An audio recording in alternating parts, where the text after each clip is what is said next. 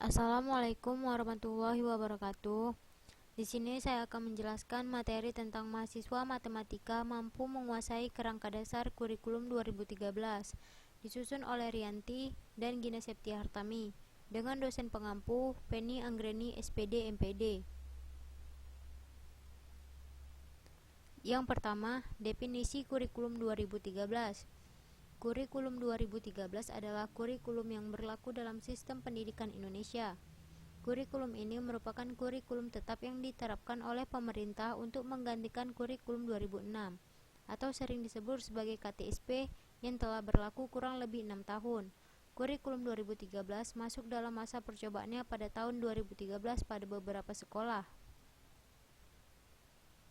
Yang kedua, komponen kurikulum.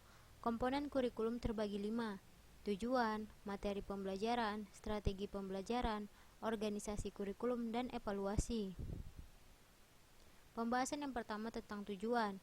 Tujuan pendidikan direkomendasikan sebagai pengembangan pertumbuhan yang seimbang dari potensi dan kepribadian total manusia melalui latihan spiritual, intelektual, perasaan, dan kepekaan fisik, sehingga menjadi manusia muslim yang terus berkembang dalam hal keimanan kepada Allah Subhanahu wa taala.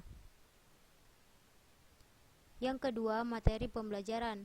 Dalam menentukan materi pembelajaran atau bahan ajar tidak lepas dari filsafat dan teori pendidikan. Dalam hal ini, materi pembelajaran disusun secara logis dan sistematis dalam bentuk teori, konsep, generalisasi, prinsip, prosedur, fakta, istilah, contoh, definisi, dan preposisi. Yang ketiga, strategi pembelajaran. Strategi pelaksanaan suatu kurikulum tergambar dari cara yang ditempuh di dalam melaksanakan pengajaran, cara di dalam mengadakan penilaian, cara dalam melaksanakan bimbingan dan penyuluhan, dan cara mengatur kegiatan sekolah secara keseluruhan. Cara dalam melaksanakan pengajaran mencakup cara yang berlaku dalam menyajikan tiap bidang studi, termasuk cara atau metode mengajar dan alat pelajaran yang digunakan. Dalam hal ini, guru dapat menerapkan banyak kemungkinan untuk menentukan strategi pembelajaran, dan setiap strategi pembelajaran memiliki kelemahan dan keunggulannya tersendiri. Yang keempat, organisasi kurikulum. Beragamnya pandangan yang mendasari pengembangan kurikulum memunculkan terjadinya keragaman dalam mengorganisasikan kurikulum. Menurut peneliti, terdapat 6 ragam pengorganisasian kurikulum, yaitu mata pelajaran terpisah, mata pelajaran berkolerasi, bidang studi, program yang berpusat pada anak, inti masalah, dan elektrik program. Yang kelima, evaluasi kurikulum. Dalam pengertian yang lebih luas, evaluasi kurikulum dimaksudkan untuk memeriksa kinerja kurikulum secara keseluruhan ditinjau dari berbagai kriteria. Indikator kinerja yang dievaluasi tidak hanya terbatas pada efektivitas, kelaikan, atau visibility. Yang ketiga, landasan kurikulum. Landasan kurikulum terbagi 3. Yang pertama, landasan filosofis. Filosofis Pancasila yang memberikan berbagai prinsip dasar dalam pembangunan pendidikan. Filosofis pendidikan yang berbasis pada nilai-nilai luhur, nilai akademik, kebutuhan peserta didik dan masyarakat. Yang kedua, landasan yuridis. RPJM 2010-2014 Sektor Pendidikan tentang perubahan metodologi pembelajaran dan penataan kurikulum. PP No. 19 Tahun 2005 tentang Standar Nasional Pendidikan.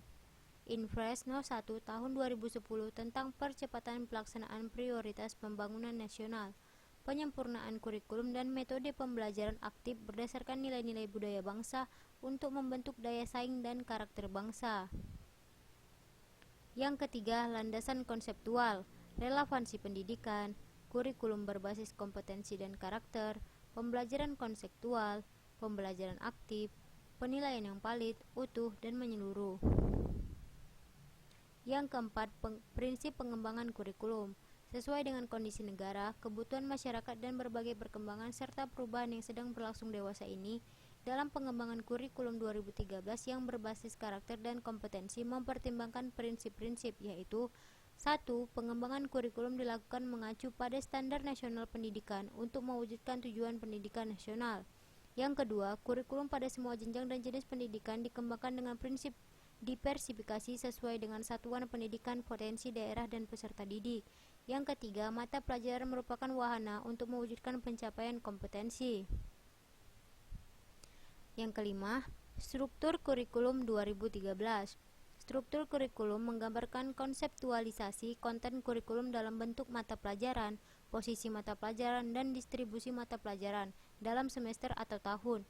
Beban belajar untuk mata pelajaran dan beban belajar per minggu untuk setiap siswa. Struktur kurikulum adalah aplikasi konsep pengorganisasian beban belajar dalam sistem pembelajaran, pengorganisasian konten dalam sistem belajar yang digunakan sistem semester untuk kurikulum yang akan datang adalah sistem semester, sedangkan pengorganisasian beban dalam sistem pembelajaran berdasarkan jam pelajaran per semester. Struktur kurikulum ada 3, struktur kurikulum SD, struktur kurikulum SMP, dan struktur kurikulum SMA. Terima kasih dan Assalamualaikum warahmatullahi wabarakatuh.